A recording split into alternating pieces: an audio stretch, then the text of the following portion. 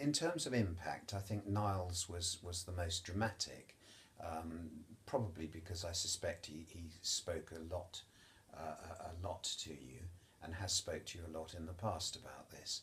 His conclusions at the end were quite fascinating in that he was, although he'd had such bad experiences with cannabis, he was still pro legalizing it, and would rather that the money that was spent in condemning people or chasing people for smoking it was put to use helping people whose lives were devastated by it, which seems to be a bit of a contradiction in attitudes, really.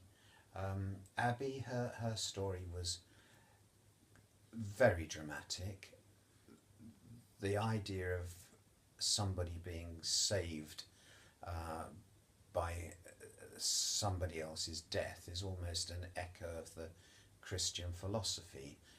Jesus died to save our sins, in the same way that this girl died unwittingly to save Abby from her future.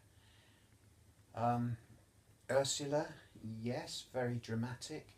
Uh, tales of childhood, growing up, dad who became an alcoholic, and her story of then trying to find redemption of dad through other people. Um, and Beth, uh, I've forgotten what Beth actually talked about. I know it had quite an impact. What did she talk about? Her ex-boyfriend. Oh, that's right. Yes, no, that was the lovely twist right at the end of it, which made it quite quite shocking. So really, we've got four tales there that were particularly shocking at the end.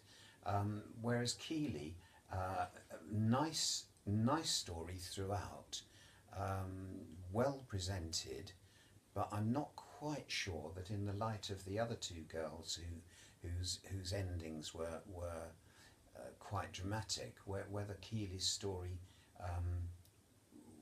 would be a fifth one too many.